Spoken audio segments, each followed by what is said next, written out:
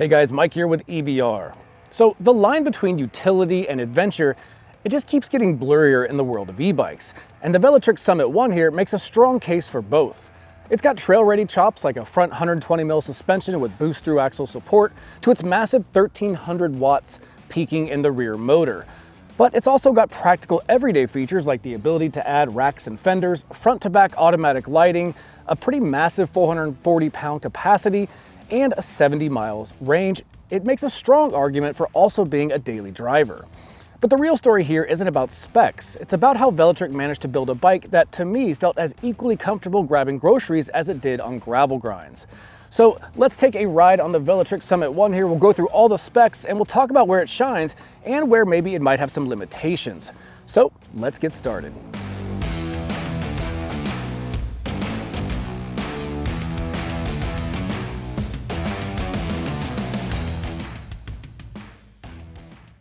So the Velotric Summit 1 is a Class 3 e-bike and it's priced at $1,999. Now this bike is UL certified not only to 2271 certification for the battery, but also 2849 for the bike's electrical systems. Now it's also durability tested by ISO 4210 standards.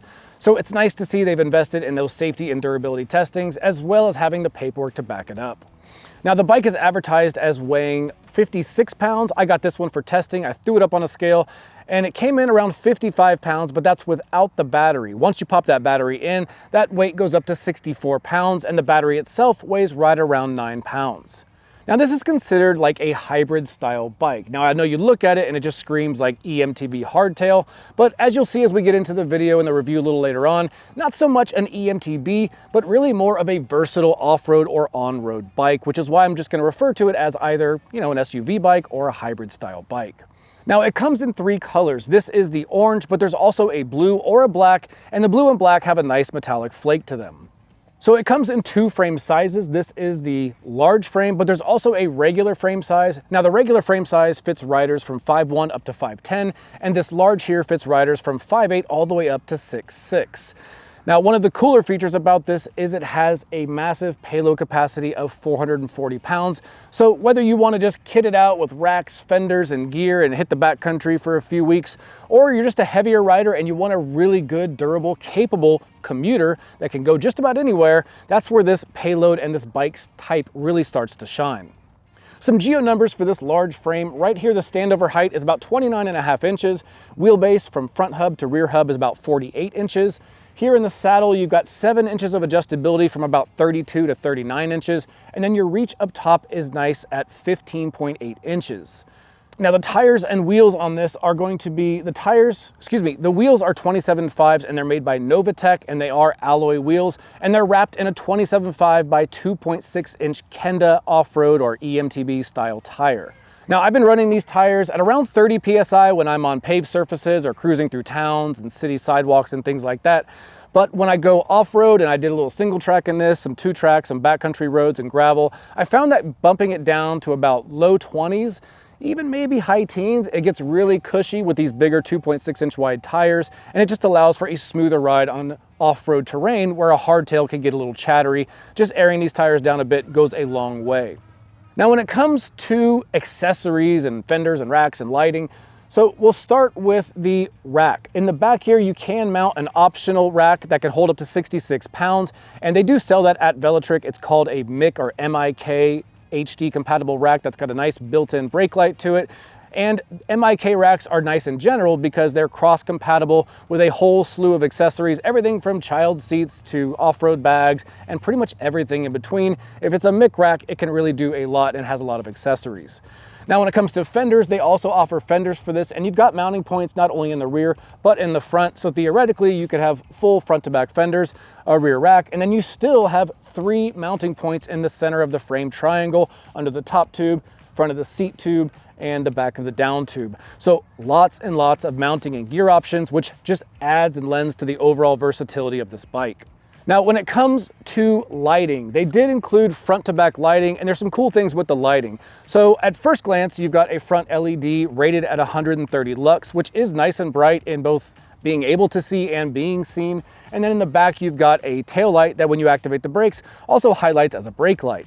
But in the display, you can go in and change that brake light to always be in a pulsing or flashing mode, which just gives you better visibility in a commuting scenario where you don't have to go out and buy something like a Garmin Varia or an extra brake light that'll flash. It's just got that built into it. Another nice nod to commuters and to everyday practicality. Now, when it comes to the powertrain on the Velotric Summit 1, we've got quite a few cool things going here. So first off, it is a rear hub motor in the back. Now, nominally, it's rated at 750 watts, but it can peak at up to a massive 1300 watts, and it's got a very nice 90 Newton meters of torque, which on my rides, this bike has good acceleration. It's good uphill. It's good for climbing, even steep technical stuff. It just feels really strong, and I like having that powerful rear hub motor, especially in an off-road situation. But there's also some other things to know. So you've got things like motor overrun. And if you don't know what that is, a lot of e-bikes, almost all e-bikes, when you're using them, you don't really notice it on paved situations too much, but when you get into more technical off-road things, when you let off the throttle or let off pedaling and you're using assistance, there's a slight, maybe 1 second overrun where the motor just continues to output for a second. Now you can kill it instantly with the brake levers because they do have motor kill switches, but it's just something to be aware of. The motor is very powerful and capable off-road, but with that 1 second overrun, if you're in a very technical situation, just keep that in mind. Now, you've got 3 riding modes on this motor. You've got Eco, Trail, and Boost, and then you've got 5 levels of PAS within all 3 of those. So you've got lots of ways to dial in the ride and the power that just match your comfort and ability level, which is always a nice thing to have on an e-bike.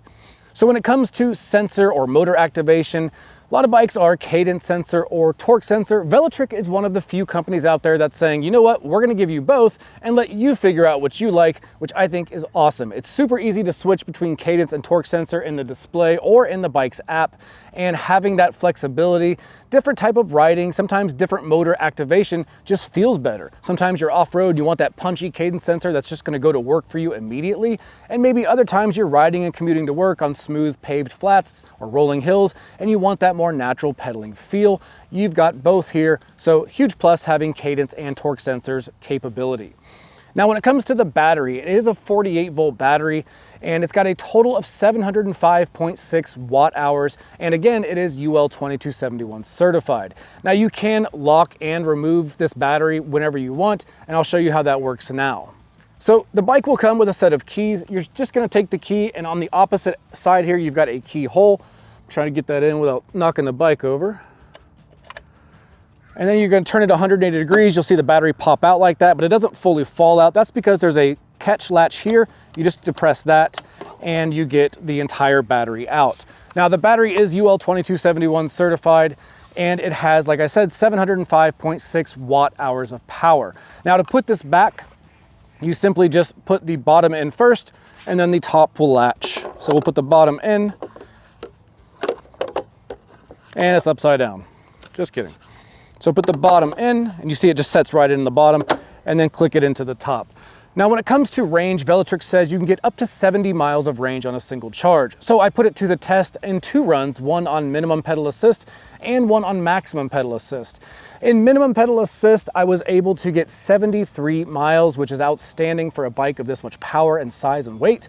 And then on maximum pedal assist, so kind of going that 20 miles an hour the whole time, which is just adhering to our local laws on our paths, I was still able to get a very respectable 38 miles.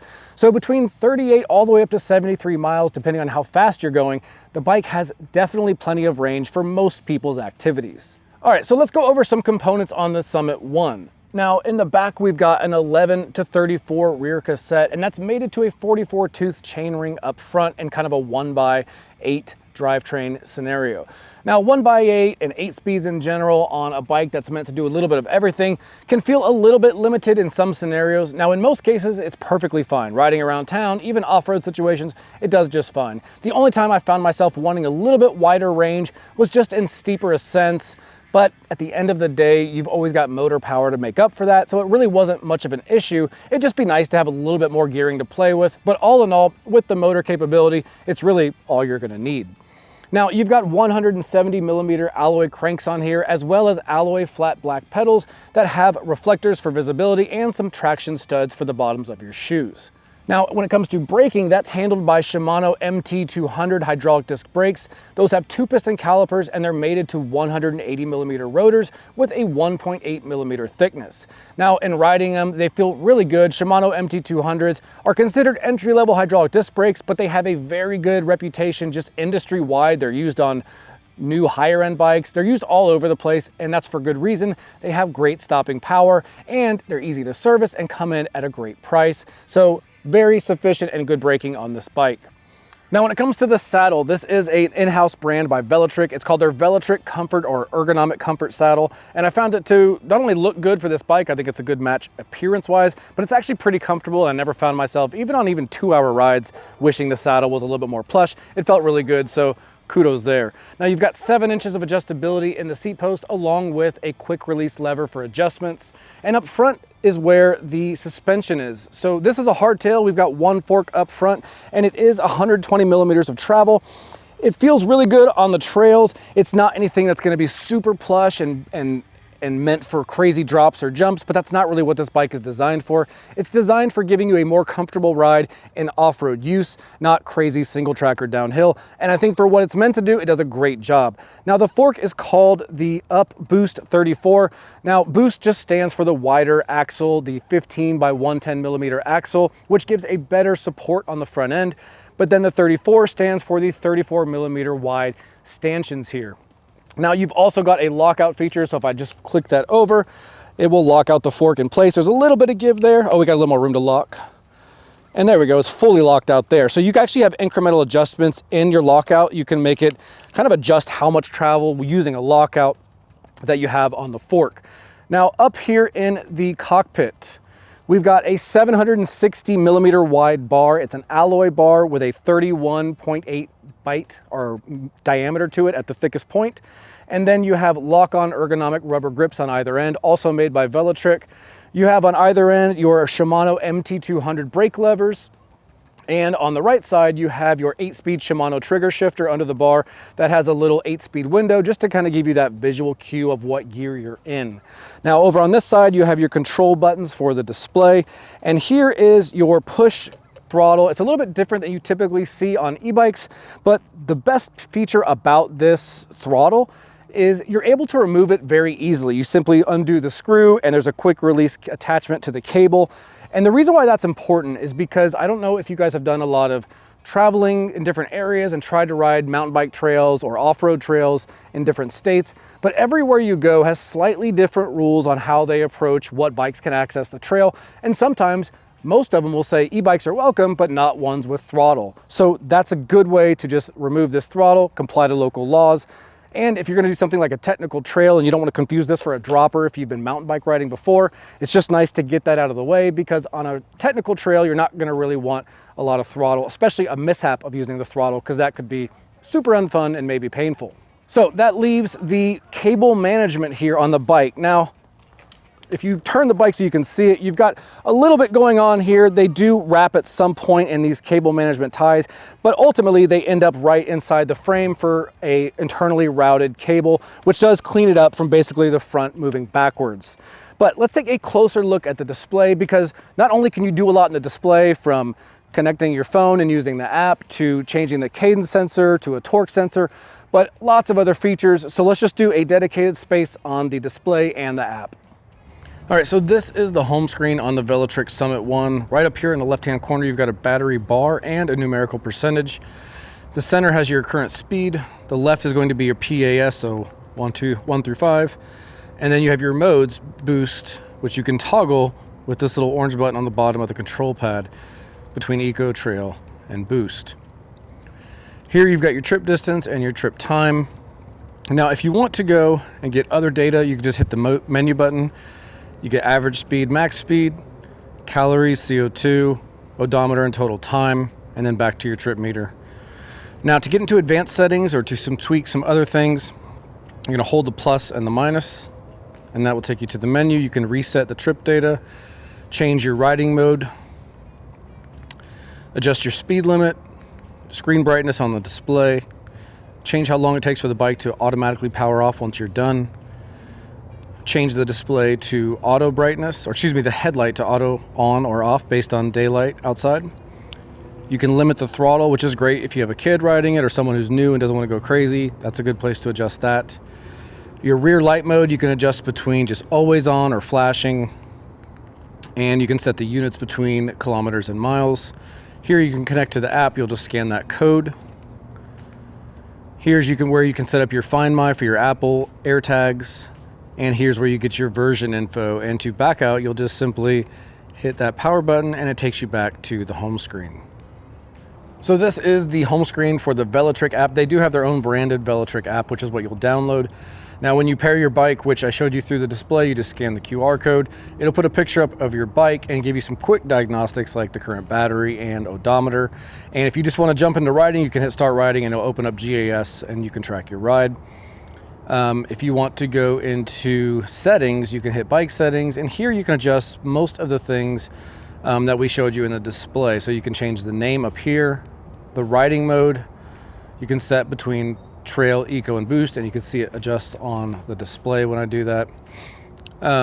Screen brightness, 1, 2, 3, 4, and 5 are automatic. Your speed limit, it's currently maxed at 28, but say you want to keep it at 20, you can do that as well. How long the bike takes to power off once you walk away. The auto light feature for the headlight. Limit the throttle, you hit that. It says when it's on, the throttle speed will limited to the maximum speed and the current assist level speed. So the pedal assist speeds are tied to this. So if you were to limit it, it would limit that to the max speed of whatever PAS you're in. Sensor swap allows you to pick between cadence sensor or torque sensor, which is a really nice feature for those of you who aren't sure what you like better. You can play with both. And here's the miles or kilometers. You can set the unit. And then here you can check for firmware updates. Everything is up to date as of now. And then, of course, if you want to unpair the bike, you can do that right there as well. The only other thing to look at in here is going to be your little personal profile, your account information, data sync, app version, about the brand itself, and then help and support. And that really is everything in the app. It's kind of nice to be able to have this full GPS display as well for your ride tracking. And other than that, it's a pretty smooth app. I've had no issues with it, and I think it looks pretty good as well. So yeah, that wraps up the display and the app on the Velotric Summit 1. All right, guys, out here on the Summit 1 on our local trails. So out here we got a speed limit of 20 miles an hour on our trails. So let's do some quick throttle tests to 20 and just see how long it takes. We're currently in boost mode, but I think we should do both eco mode and boost mode because they're pretty wildly different. And remember, you still have PAS 1 through 5 in each mode. So 3 riding modes and then fine tuning with 5 levels of assist within each. So let's just start in eco mode. I don't know if you guys can see it, but let's change it. We're gonna hold the menu button. Takes us to the menu here. Let's go down to riding mode. Bump it down to boost, or excuse me, bump it down to eco. Save it, and then we'll do 3, 2, 1, throttle only. So pretty relaxed start, about 8 miles an hour, 10, gradually picking up here, 15, 18, and 20. All right, so I got a pretty decent stretch ahead of me before there's anybody else after this biker coming. Let me let him pass. And then we'll do the same thing in boost mode just to show you how much quicker it is. So same thing, hold the menu button, go down to riding mode, bump it up to boost, hit menu again, and that saves it. Hey. And then I will do 3, 2, 1 to 20, go. So very quick off the start, already at 10, already at 15, and already at 20. So substantially faster in boost mode versus eco mode. And then if you don't want that big of a drastic jump between the two, you still have trail mode in the middle. I recommend most people just riding it in trail mode or boost mode.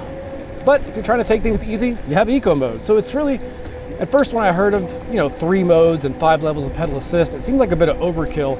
But the more I use it, it just feels like being able to fine tune what you want, which is cool.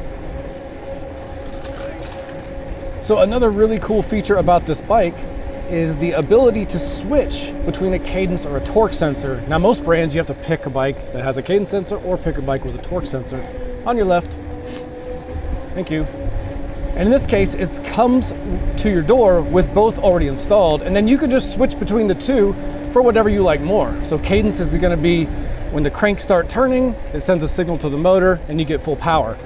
On a torque sensor, it's going to measure how fast those cranks are turning and how much torque or how hard you're pushing on them, and it's going to adjust power to try to give you a more natural pedaling feel. So right now, you can see on the screen, we are in cadence mode, and it feels pretty smooth. It's similar to a torque sensor, not quite there though, but it's not super punchy, which I like. But let's stop and change it to torque and see how that changes the feel. Also, before I change it, let me see how long of an engagement the cadence sensor takes. So I'm gonna turn the cranks and I'll tell you when it starts giving us some motion. Right there. So between 1/4 and 1/2 crank, which is pretty solid for any cadence sensor. But now I'm going to change it over to a torque sensor, and then we will kind of talk about how that feels. So again, we're just going to hold the menu button. We get into the menu, we go down to sensor switch, which is what they call this. We will go from cadence back to torque, save it, and then we can start riding. So the big difference that I already feel is you don't feel the motor surge on like you do with a cadence sensor. You feel it gradually ramp up, which is trying to match my gradual pedal pressure increase, which I think is really cool as well. Again, a lot of people ask us what's better, a torque or a cadence, or do I really need a torque sensor? The bike I like has a cadence sensor, and it really can be, 6 in one hand, half a dozen in the other, depending on the person and what they like to ride. But the best thing about this is you have both. You can choose between them. You can play with cadence sensor one day, torque sensor another day, figure out what you like and just use that. So I kind of like that versatility in this. But 15 miles an hour, let's get up to 20 and play with the brakes a bit. So these are Shimano MT200s. It's a widely used and widely respected entry-level model of brakes. But the reason why they're so respected and liked is because generally when you get to entry-level things, they don't perform that great. But Shimano MT200s have a very long history of always performing great and always having a very approachable price. So let's go ahead and give them a whiz. Give them a quick use real quick. 3, 2, 1. A little bit of modularity in there. They always stop on time. I always like these brakes, especially bang for the buck. They're just a good brake to have. On your left.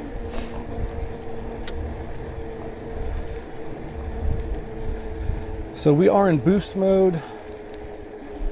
I'm gonna get around them. On your left. Thank you.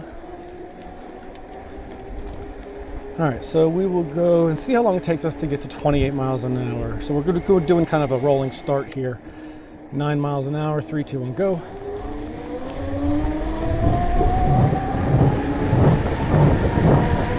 And boom, 28 miles an hour. So plenty of power in this 750 watt rear hub motor. Peaks at 1300 watts on your left and has a 90 Newton meters of torque. So really powerful, really capable, even off-road.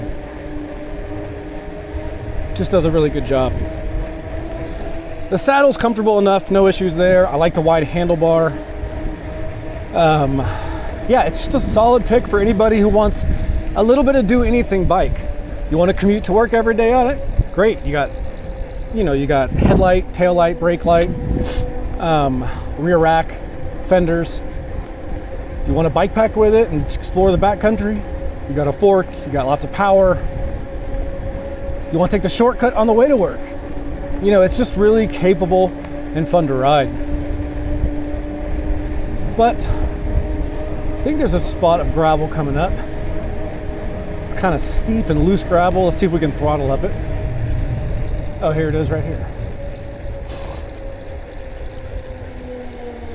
I don't want to go by her too fast.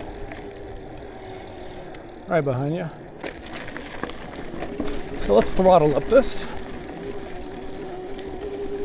So we're still able to accelerate up. Speeds are still going up, which is cool. And then really thick, chunky gravel here. And the bike, as you can see, really has no trouble just ripping across it. We're almost 20 miles an hour, and it just does really good. Oh, they put a gate up here, that's new. Either way, let's go back and talk to Ben, get some mechanic thoughts on this bike, and then we will wrap this up, and we'll see you guys on the next one. All right, guys, so we're gonna meet up with our mechanic, Ben, here. He's got a lot of experience wrenching on bikes, and he kind of gives all of our bikes a once-over once they come in, and he assembles them. Then we do all of our testing, and he kind of will share his thoughts on each bike, some things he likes and some things he would improve. Ben, I'm gonna let you do your thing, but before you get started, big thank you to Feedback Sports for supplying with us with their stand and some of their tools. This is their Pro HD rack. It's aluminum, it collapses up small, fairly lightweight, but the best part is it's super stable and durable, even with bigger, heavier bikes. So with that said, Ben, what are your thoughts on the Summit 1 here? All right, Mike, thanks a lot. This bike's a pretty darn nice bike. It's one that we don't get that often, and I say that just because it's a real mountain bike. It's got real mountain bike geometry and a few different things we'll discuss in a second. But what I do like about this, or I'll start at the front end, I like the through axle. I'm always a fan of a through axle on a bike like this. And when I say a bike like this, because it's an e-bike, it's a little heavier. So you get a big through axle through there, a nice suspension fork with good big diameter stanchions, and then of course a tapered steer tube really make this front end inspiring. You can go as fast as you want, feel safe, not a lot of flex, and it just feels firm. So I really like those different aspects about the bike.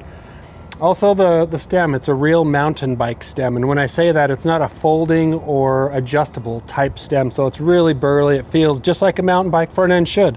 Couple that with the other 2 points or 3 points that I offered, really make this thing nice off-road. One thing as a mechanic and as somebody that's done fit for people I like about this, it's offered in 2 different frame sizes. Okay, that works great because there's a lot of different size riders out there, and the sizing is different enough in both the height and length of this bike that it will suit shorter riders and taller riders very well respectively. So I do like that.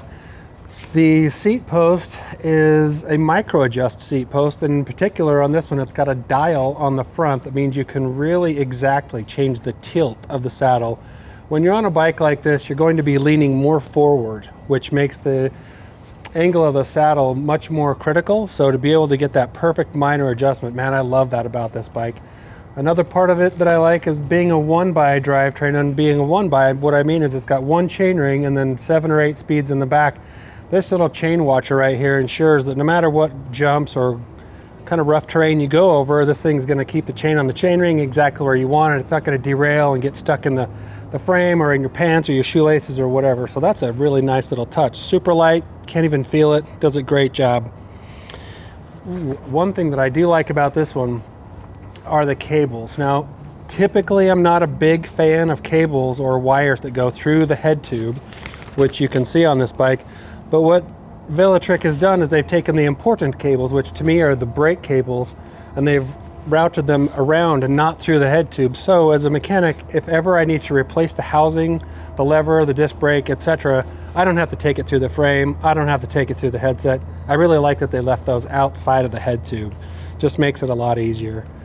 I do like on this one that it's got some nice aluminum pedals. They're a pretty wide body, so for someone with a larger foot or just wanting more stability, a big aluminum pedal, big thumbs up. There's too many bikes out there that just come with a plastic pedal. So that's, to me, that's a really great addition. Ooh, lastly, what I really like about this one is the motor cable. It's pretty common on these e-bikes to see a motor cable that goes in through the end of the axle or through the axle nut. As a mechanic, that just makes it really tough when you change the flat tire or you change the cassette or you do something with the disc brake rotor. It just makes it a little tougher to get a wrench on there to really make it tight or loosen it the way you want to. So the motor cable as it comes in does not interfere with the axle. I think that's a really cool thing, Mike. So those are my big thumbs up for this one. Nice, man. What kind of things would you improve on a bike like the Summit 1? That's a great question. And first and foremost, because this is a bike, at least it looks like it is, and in my opinion, it's set up to go off-road. You're going to probably go a little faster. You're going to want more stopping control. So I really wish that they would consider some 4-piston brakes. This one has a 2-piston brake setup. They're nice Shimano brakes, so I give them that for good quality. However, a bike that carries this amount of weight and potentially higher speeds, a 4-piston brake setup would be a really nice touch. As one thing that I've commented on before also is the bottom bracket spindle, which is where the crank arms attach. This is an older style, which is called square taper.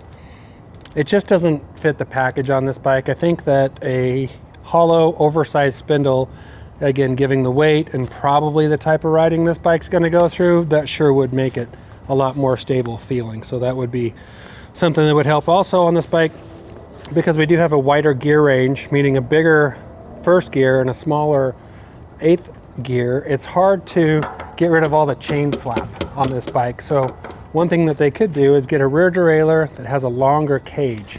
All that's going to do is help tension the chain a lot better. You can see I'm just barely touching it, and the chain has got a lot of slack. So you're going to hear a lot of slapping on there. And I think a bike like this, again, that's going to be going off maybe off-road a little bit, but certainly over some broken up terrain or maybe some pieced out asphalt, a better derailleur with a longer cage and more ability to tension the chain would be a really good idea. The only other thing that I can highlight on this bike, because it is more of a mountain style bike, and if it does actually get to single track somewhere, it needs to be a little lighter. What does that mean? I don't know. Maybe a thinner gauge spoke, maybe a lighter rim, maybe aluminum spoke nipple. Somewhere on this bike there's got to be a way to cut 5 or 6 or 10 pounds or something, and boy, that sure would make this thing feel a lot more agile in the dirt. But otherwise, sure is a great bike. Nice, man. Thanks for your time, Ben. All right, thanks, Mike. All right, guys, so that wraps up the Velotric Summit 1. As you can see, it's a really capable and versatile bike, which is kind of the key point here. This is a bike that you could kit out to ride to work, putting fenders on it. You've got your lighting front to back, a rear rack, and just ride to work and get there. Even take a shortcut along the way with that front travel in the front and the big Kenda tires in the rear. Or you could kit it out to be a total adventure bike. You've got 3 mounting points inside the frame, plus mounting points for fenders and racks, front to back lighting, front suspension, rear big tires. It's just a bike that can do a little bit of everything. Tons of power when you need it. I just had a really good time riding this bike. Sure, there's always areas that could be improved in those little few spots I mentioned earlier in the video, but all in all, this is a super versatile and fun bike that, not only that, I think it looks good, and with the 3 frame colors, it's just a really good setup for a price coming in under that $2,000 mark. So if you guys have any questions, drop them down below in the comments. I do my best to reply to everybody. And until the next review comes out, consider liking and subscribing, and I'll see you guys out on the trail.